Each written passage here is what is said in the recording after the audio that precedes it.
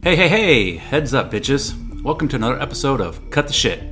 I am Christian Tucker, giving you just another idiot's view of the world. I will be ranting and raving about this week's crap that has caught my attention for its stupidity or its uniqueness or its newsworthiness, or at least what I deem newsworthy anyways. As always, don't forget to catch us on the web at www.cuttheshitalready.com. There you will find links to hit to subscribe to our podcast. Also, you'll find a link to Twitter. Our Twitter handle is at PLZCutTheShit, as well as Facebook. You can go to www.facebook.com/cuttheshitalready/. Got something good to say or pass along? Do it at any of these locations. Got some putrid shit to spew my direction? Do it there also, dirtbag. We welcome it all. Okay, so let's get this shit going, shall we?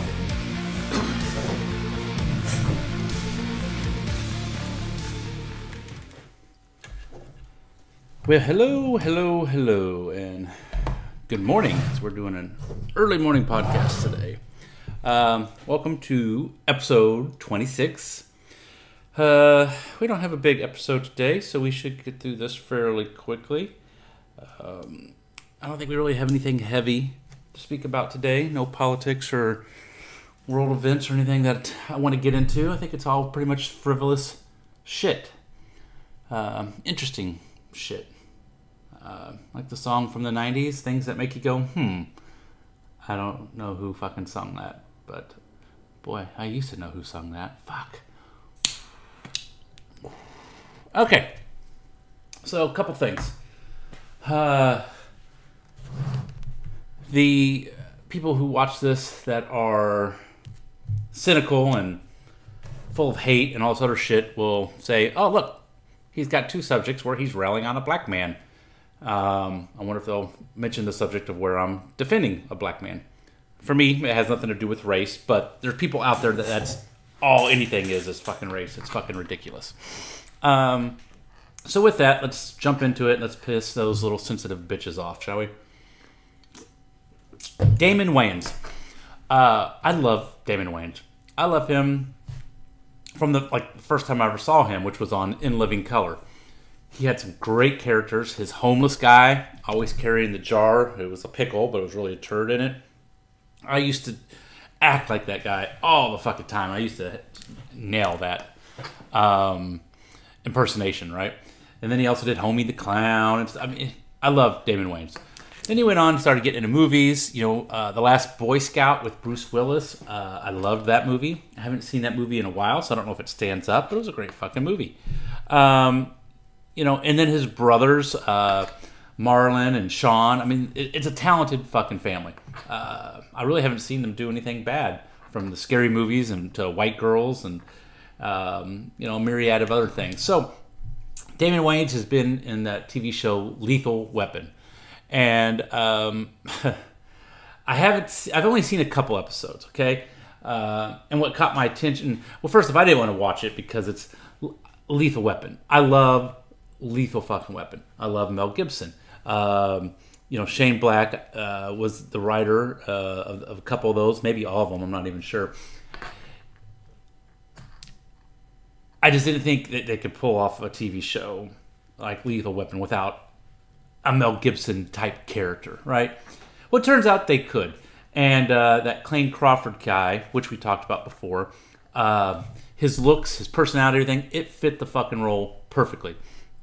As it turns out, Clayne Crawford is probably maybe one of the biggest douchebags on the fucking planet, right? He's got the world at his feet, and apparently he's, as Damon Wayans puts it, an emotional terrorist. So I'll kind of get into this. So I guess people have been upset about Clayne Crawford getting fired, not knowing the facts and all sort of stuff, and so coming to his defense. And as I stated in the podcast, we don't really know all the facts. We're hearing things that are alleged, but there's enough smoke out there that there's definitely some fire. And then when he gets fired from the studio, it's not because some conspiracy against him. There's some real shit fucking going on with this guy, which is a shame.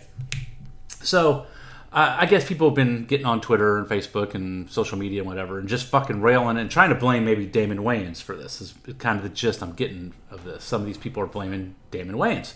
So Damon Wayans felt it necessary to come out and kind of defend himself. And I think he did it in a very piss poor way. You know, I think the right way to do it is just come out and say, hey, listen,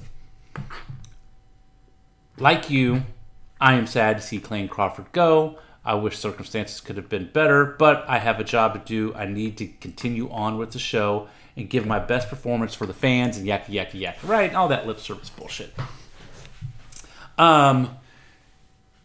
Or, if you want to go the Kanye West route, you could come out and say, yeah, fuck you, fuck Clayne Crawford, he's a piece of shit, let's fucking move on, right? But he didn't do either one of those fucking two things. He comes out playing this whiny bitch victim role. And he may have been a victim, but you don't need to play the whiny bitch part of it. But Christian, who are you to say if he is a victim, how he should or should not act? Because we've all been victims in our life, right? And I'm aware of the optics of how you handle that. I'm not even in marketing. I'm not even in Hollywood. I'm not a fucking actor. I don't have a publicist and shit. But I am aware of the optics of how you can come off when you're in power and when you're the one with no power. When you're a victim and when you're the person who's causing the pain and anguish. How you handle yourself in those situations can sell you to the public one way or the other, right? So if Damon Wayans was the victim in some of these outlandish, angry outbursts that Clayne Crawford had, he can come out of this looking sympathetic, he can come out of this looking strong, or he can come out of this looking like a whiny bitch. And him getting on Twitter and tweeting the things that he did made him look like a fucking whiny bitch. Apparently there was an explosion or something on set, and a piece of shrapnel hit him in the back of the head, and he's got a cut and he's bleeding. Instead of saying, hey, instances like this, where I get hit, could have lost an eye, could be dead, get a cut in the back of my head and I'm bleeding, and the fact that Clayne Crawford didn't accept responsibility because he was the director, nor did he apologize to me or the staff, is one of the reasons that he's no longer with the production. See, that would have played out very well. People see it, go, okay, I got that, yeah. He doesn't sound like a whiny bitch. Oh, God, he could have lost an eye, fuck. Instead, he gets up there and goes on about conspiracy theories and, you know, if the explosion was from the right, how'd I get hit in the left? And And if you get on there and read his tweets, let me see if I can find this fucking article. Oh, there it is. Okay, great. So let's just get into some of the tweets here. I'm just going to read them for you. I'll try to put these up on the screen as well. Now that the fate of the show is solidified, I'd like to address the Twitter outrage with this video and image to follow. So he shows a video, I guess, where the explosion is. The tweet implies a potential reason for how the multiple injuries occurred, with Wayans tagging Crawford and using the hashtag #NoApology. Below is a rendering seeking to explain yesterday's incident. It turns out there was a second shooter to Damon's left on the corner. Okay, that's Damon's kind of going on with some conspiracy, John F. K. silly shit. But then he goes on and he finds a sticker that's on a pole. For all I know, he had the sticker fucking made. The sticker says, Clayne Crawford is an emotional terrorist. And so he takes a picture of that, puts it on there, whatever. But then he goes on and continues to rail on this Crawford guy. Yeah, talking about how he's become uninsurable. He relished in making females cry and struck fear in casting the crew. Again, you're getting in all the dirty details, the behind baseball details that we don't need to know. You're a professional. You keep that shit in fucking house. You got rid of him. Make a few statements on it and move the fuck down the road, Damon. Here, see, this is something we never heard of. He hit another actor in the mouth with a bottle of green tea and busted his mouth open. And he tags Lance Henriksen in it. Here's the best part. Lance Henriksen is a white man. See, he's bringing race into this. So is Damon saying that all these things that happened on the set is because Clayne Crawford hated him as a black man? Is he saying Clayne Crawford is racist? What's he saying? Why tag Lance Henriksen and then call him a white man. There's no need for that shit. So there's something... Damon Wayans, you need to, now that you've opened that fucking can, why don't you step the fuck up and be a man about it? But we'd never heard the story of Lance Henriksen getting hit in the mouth with a bottle. A couple things. One, maybe it never happened. But two, if it happened, that's Lance Henriksen's story to tell. Maybe Lance didn't want that out. Maybe Lance had a talk with Clayne. Maybe Lance beat Clayne's ass outside of a fucking bar that night when Clayne tried to apologize, and now they're all fucking good, and there's no reason to ever bring it up. I don't fucking know. But Damon Wayans, it's not your responsibility to go around telling other actors shit, okay? So, of course, then he goes on to, bye to Twitter and the cruel world for all you weirdos who don't understand, yakka fucking yakka. Again, he just kind of comes off like a pussy. I am not defending this Clayne Crawford cat. Again, I say I like him because I liked his role in Lethal Weapon. I know nothing else about this motherfucker. I don't know any other TV shows he was in, any movies, or anything else. He just fit that role, and he made Lethal Weapon work. But that's not a good enough reason to keep a guy around if he's a fucking asshole or an emotional terrorist. But how your staff and the crew handle it afterwards, I think, could make or break a TV show. Damon Wayans coming out sounding like a little whiny bitch could actually hurt the fucking show. By the way, they end up getting Sean Michael Scott or Sean William Scott, remember Stifler from the American Pie movies, to take this guy's spot. I guess they're going to kill Clayne Crawford's character off, Martin Riggs, and it's going to be his brother that comes in. That might work. It didn't work on 2.5 Men with Ashton Kutcher coming in. He wasn't really a brother, but it didn't work with 2.5 Men because Charlie Sheen was the shit on that. But it might work on this, so we'll see. I like Stifler, Shawn Michael or Sean William Scott. I like him. We'll see. So, moving on. This morning, then, I'm at a donut shop, and I see Terry Crews on TV. You know who Terry Crews is? I'll flash a picture. Big muscular guy from The Expendables, White Girls, we spoke of earlier, in the new Deadpool movie. And he's also the guy when the Me Too movement blew up, and all these women are coming out with legitimate horror stories about men raping them, sexually assaulting them, silencing them and intimidating them. Terry Crews, 6'2" or some crap, 250-pound, full of muscle dude, comes out with a tweet saying that, oh my God, all this Me Too movement is giving me PTSD. It happened to me too. What? First off, you're not going to get post-traumatic stress disorder from the story I'm about to say happened to him. Maybe if you were actually raped, you could have that, right? Well, let me just tell the story. So, apparently he's at a Hollywood soiree, and I used that word the other day. Somehow it's fallen into my lexicon of words to use here. Anyways, he was at some Hollywood soiree, and I guess a big Hollywood producer or something, according to him, while he's standing there with his wife, comes up and grabs him by the junk or the ass. I don't remember now, but he grabbed him in the privates. Maybe that's how it was worded, so I don't really know if it was the front or back. Grabbed him in the privates and wanted to know if they could kind of get together and fuck or some shit, right? Terry Crews goes on to say that he was just mortified and shocked and paralyzed, with fear of what just transpired, and that the guy then left, and him and his wife were really shook up about the thing, and they fucking left, and that he talked to friends, and his friends said don't do anything about it because what it's going to come off looking like, big strong black man attacking a Hollywood guy if you try to kick this dude's ass or some shit. So he agreed not to go try to beat this guy's ass, right? But now he's going around saying that he was sexually assaulted and that he actually has PTSD from it. Terry Crews, you're a fucking idiot.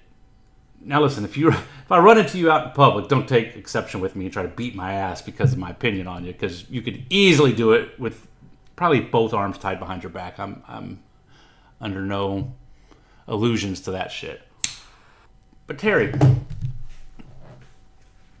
to have a guy come up, listen, grab you by your ass, and, man, I'd like to fuck you. That's happened to lots of guys, okay? It has. It's happened to me. I used to, when I owned my company, I had to deal with this gay guy at a hotel. Super nice guy, Jason.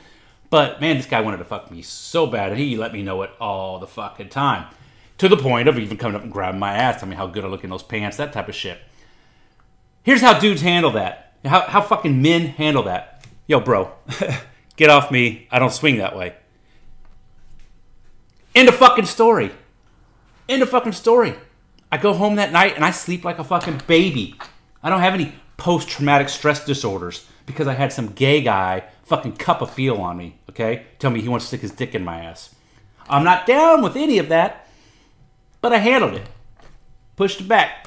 Jason, dude, I like bitches. I like pussy. Sorry, bro. You're cool. We can have a beer, but you're not fucking me, and I'm definitely not fucking you. See? That's how it's fucking handled, Terry Crews. You don't then get on Twitter and try to join this Me Too movement. Who the fuck are you to then try to jump in on this Me Too movement, that the women are fucking doing? Which, I've got my opinions on. But now it sounds like you're trying to fucking little bandwagon that shit, right? You're trying to fucking ride that fucking wave. You look like a fucking tool because you're one of the only fucking guys. As a matter of fact, I don't know of another fucking guy who's come out and try to join the Me Too movement, except for you fucking Terry Crews, 6'2", 250-pound muscle motherfucker. And I definitely haven't heard of any other guy saying he has post-traumatic stress disorder because some guy cupped a fucking feel. Listen, dudes shouldn't be cupping feels on women. Women shouldn't be cupping feels on men. And men shouldn't be cupping feels on men that don't want it. All this shit, we get that. But it fucking happened. And it happens. Like I said, Jason cupping a feel in my ass. That's not the first time I've had a gay guy tell me he wants to stick his dick in me, okay? Something about me attracts gay dudes. Big time. I don't know what the fuck it is. I was told it's my hand movements, but whatever. Literally, I was told that.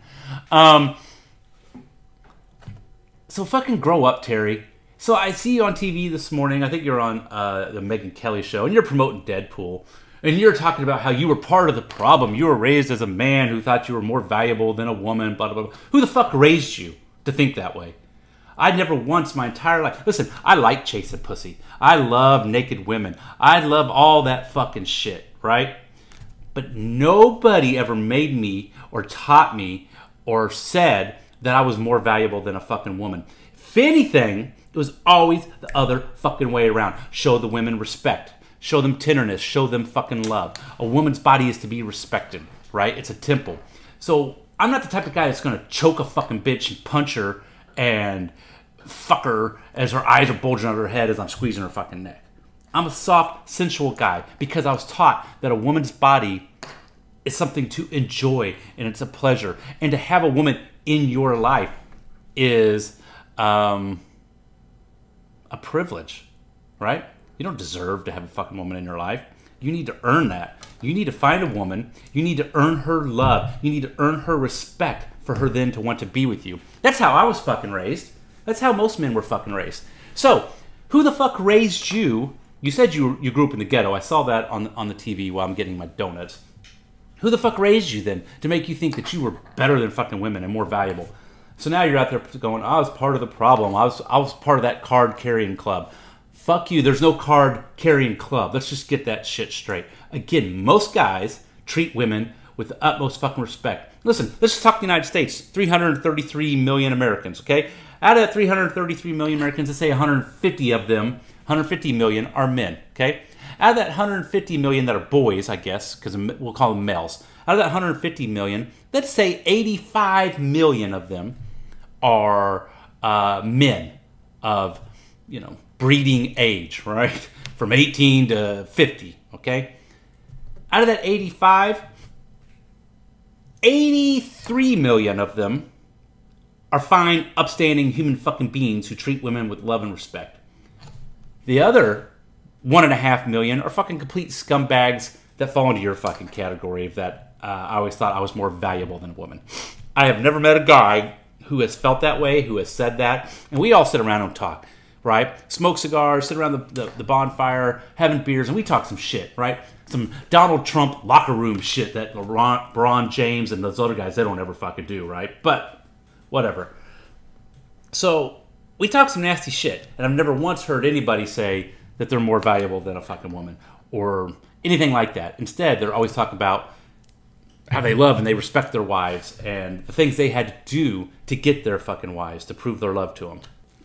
So just cut your shit, Terry Crews. Again, go the fuck away. I think you're even suing that guy now for him cupping you and asking to fuck you. If every woman that had a guy did that sued them, how many men do you know that at a party, after party there in Hollywood, and he goes up to a girl, says, "Damn, you look good, girl," and maybe puts his hand around her waist, or he holds her arm gently, or maybe even cups her ass, says, "Hey, after the party, would you like to go home with me?" How many times does that happen? Probably every fucking party, right? And the appropriate response, if the girl doesn't want that, is to push away with her elbow and say, "I'm not interested. Thank you anyways." And that's the end of the fucking story. But no, it's a fucking shit show anymore. You can't do any of that shit, and I get that. But if it happens, it's not the end of the fucking world. It's not PTSD territory, fucking Terry Crews. It's not go sue somebody, Terry Crews. It's not get on talk shows and fucking ham. You're a fucking glory hog. That's what you're doing. You're a fucking glory hog jumping on this fucking Me Too bandwagon, and it's really fucking pathetic. I've got no respect for you. Again, with that said, if we should ever run into each other, please don't kick my ass, because I don't want to die at your hands, which I could. And see, that's what's amazing about it, too. The guy who came up to you wanting to fuck you, you could have killed him. All you had to do was give this motherfucker a look, right? Give him that fucking Terry Crews, "the fuck you doing" look. And it's gone. It's over. That guy's fucking scatting down the fucking road, and you're back to the party with your wife. And then your wife could kind of tease you. See? I told you your ass is looking fine tonight. You'd be like, "Oh, shut up, baby. Come on, blah, blah." But not you. You had to fucking go home and cry about it. Leave the fucking party and cry about it. Again, how the fuck does anybody respect you, Terry Crews? Fuck off. So then I read this article, or I see a headline. And normally I don't click on these because it's just fucking stupid, right? But a man was accosted at a Miami cheesecake factory for wearing a Make America Great hat again, right? So, listen, people on the left are full of hate that if they see somebody on the right with a Make America Great hat again, they attack them, they do shit like that. When Obama was in, and Hope and Change hats were around, and Hope and Change shirts and stuff were around, you didn't hear people getting accosted at fucking restaurants. You didn't hear about any of this type of shit. Because people that are on the right, they see that person think, "What a fucking idiot," and they move on. I say it all the fucking time. I see it on a bumper sticker, I see it on a shirt, I see it on a fucking hat, some fucking libtard with their fucking shit, and I think to myself, "Oh, what a fucking idiot. They got no fucking clue." And I move on with my fucking life. I don't attack anybody. I don't make fun. I don't go and point to them and shit. So I wasn't even going to bother to fucking read this. But something caught my eye just as I was getting ready to scroll out of it. That it was a black 21-year-old male wearing this hat. Now, that should make everybody kind of perk up, because that doesn't happen often, right? I mean, he got some black votes, but what, 15%, 25%, something. I mean, not a lot, right? And for it to be a 21-year-old black male wearing this hat, and then I thought to myself, well, who has the balls to then attack this guy? You attack this guy, you're going to be called racist and shit. But no, not the fucking people on the left. They get called heroes. So, here's the story. Him and his girlfriend and his parents are at the Cheesecake Factory. He's wearing a Make America Great hat again. The waitress sees his fucking hat and starts belittling him, basically. Pointing at him, making fun of him. She then gets her other co-workers, and they all gather around the table and talk a bunch of shit about this dude wearing a hat. Now I'm reading this thinking to myself, this sounds fucking made up. This dude has to be making this shit up, right? That just doesn't fucking happen. Well, as it turns out, there's video of it.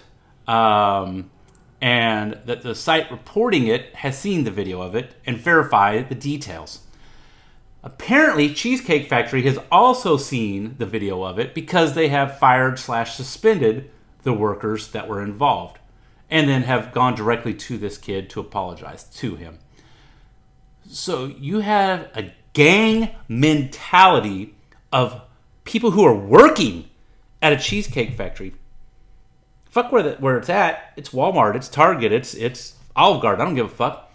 The employees see a guy who's wearing a Make America Great hat again, and they all gang up and verbally attack and assault this guy and make fun of him and ridicule him to the point where they have to get up and fucking leave. And people are clapping and cheering on the fucking way out.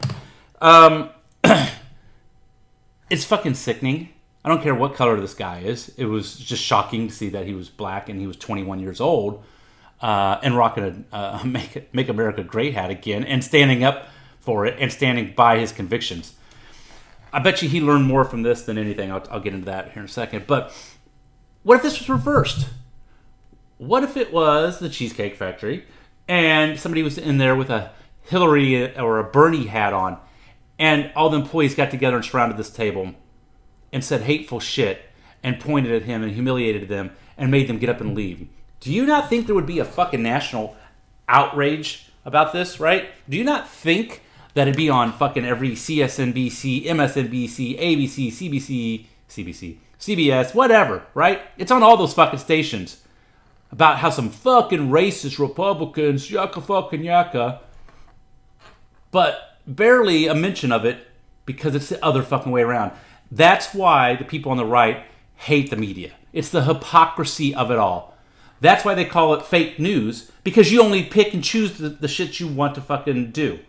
It's not that you're out there lying, and that's not what they necessarily mean by fake news. They mean, hey, fucking treat it fairly.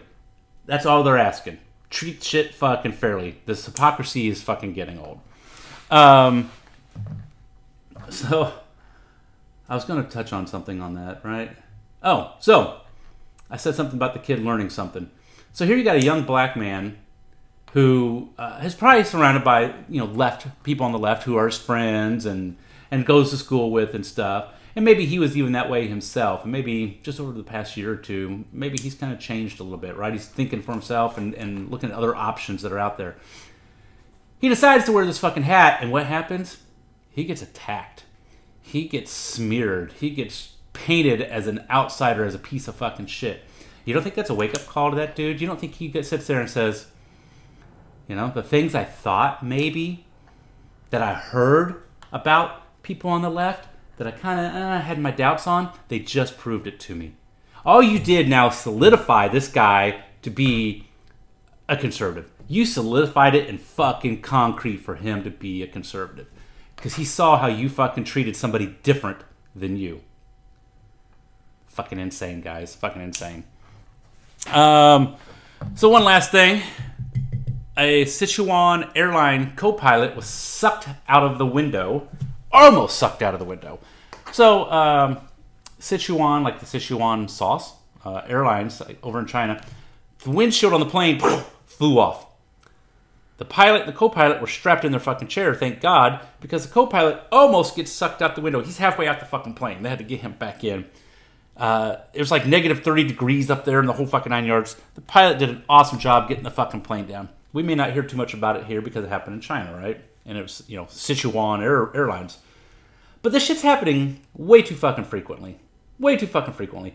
Just the past week, there's been 2 other instances of a windshield cracking or breaking that for Southwest, if I recall, that they had to land. Then you had the woman, what was her name? Jennifer Riordan, on April 17th, that an engine piece pops off, hits the fucking window, busts it, sucks her fucking out of it. People are trying to pull her in. What a fucking shit show. What a horrible, horrible fucking mess. But it seems like a lot of these are Southwest Airlines. I don't know how old your planes are, Southwest, but you better inspect these motherfuckers. You better ground what the ones you need to fucking ground. I don't care if you lose a little bit of money on your flights. You're going to lose a shit ton of money on these fucking lawsuits. So get your shit together. There's been way too many instances of this type of shit just in the past 30 to 45 days that you're going to start making people nervous. You're going to make people not want to fly or to change airlines to ones who aren't having these fucking issues. Which, by the way, I think I've heard the same issue with American and a United flight too, but that was just 1 and 1. Southwest has been like 3 or 4. And, of course, Sichuan. So anyways, guys, listen, I want to thank you for joining us. This was episode 26 of Cut the Shit Podcast. As always, go to www.cuttheshitalready.com. There you can find the old podcasts and videos and all that good stuff. Check us out on YouTube at Cut the Shit. Yeah, I guess until next time, man. You know, as Ron Burgundy says, stay classy, and until next time, we'll see you then. Thanks.